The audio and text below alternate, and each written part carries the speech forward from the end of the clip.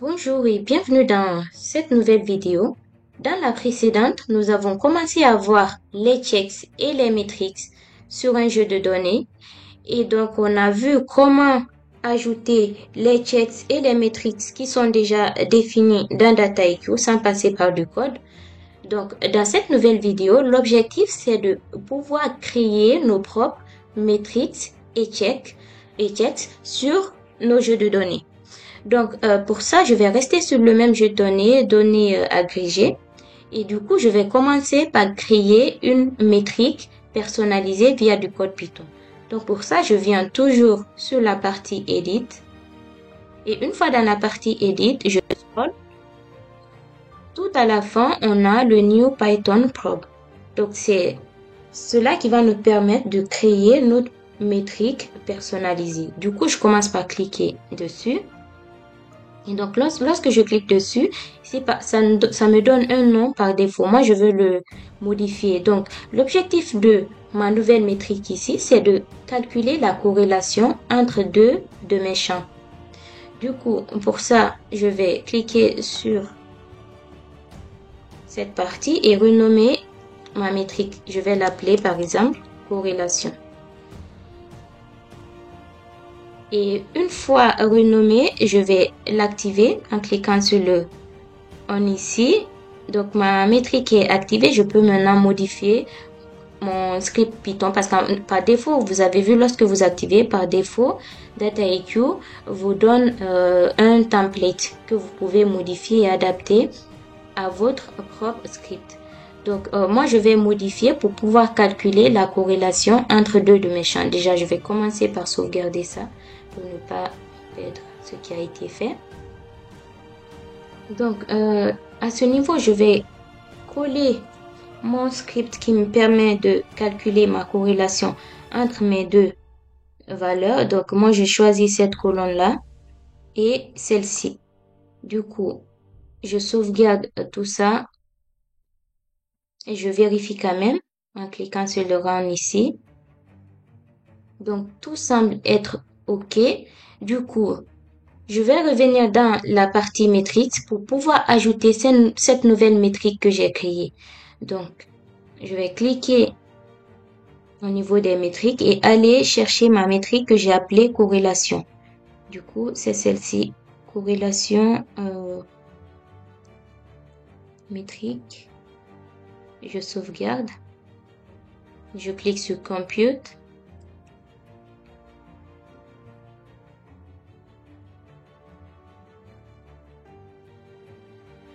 Et voilà, ma nouvelle métrique a été ajoutée.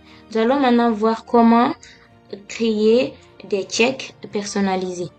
Donc, concernant les checks ici, le principe va être le même que la personnalisation des métriques. Du coup, je vais me mettre en mode Edit et ensuite, je vais me positionner sur les checks. Donc, au niveau des checks ici, moi, je veux créer un check personnalisé via du code Python. Donc, je vais cliquer sur Python. Et par défaut, comme d'habitude, on a un template qui est fourni qu'on va maintenant modifier et adapter à notre propre check. Donc, moi, l'objectif de mon check ici, c'est par exemple de lui dire de me calculer le nombre de colonnes.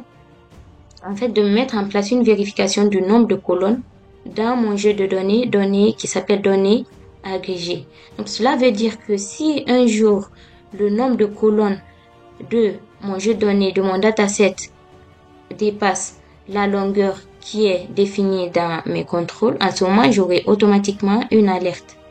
Donc ça permet de faire de la data quality. Du coup, pour commencer, je vais donner un nom à mon check.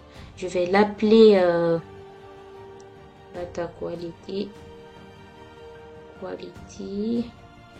check.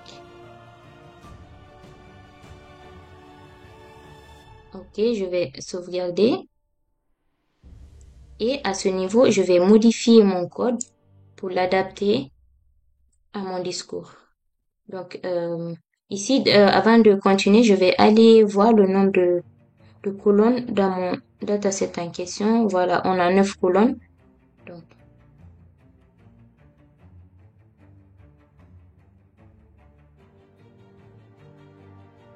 dataset. Donc, le script final ressemble à ceci. Donc, on va checker le nombre de colonnes dans notre jeu de données. Et du coup, le nombre, il doit toujours être égal à 9. Si jamais on a un nombre de colonnes inférieur ou supérieur à 9, en ce moment, le retour sera erreur et ça va nous renvoyer une alerte. Donc, on va checker ça. Donc, ça semble être OK parce qu'effectivement, on a 9 colonnes dans le dataset. Du coup, je vais sauvegarder et le contrôle est mis en place. Donc, je vais revenir dans les métriques ici. Et là-dedans, je vais aller chercher le nom de contrôle du check. On l'a appelé Data Quality Check. Je l'ajoute, je sauvegarde, puis je compute.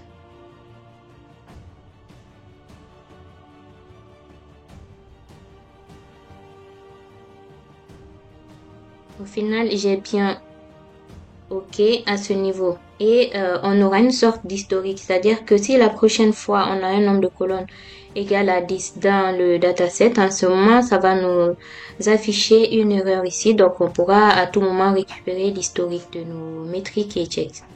Donc voilà, on arrive à la fin de cette deuxième vidéo concernant les checks et les métriques. Dans les prochaines sessions, dans les prochains délits, nous allons voir la notion de scénario.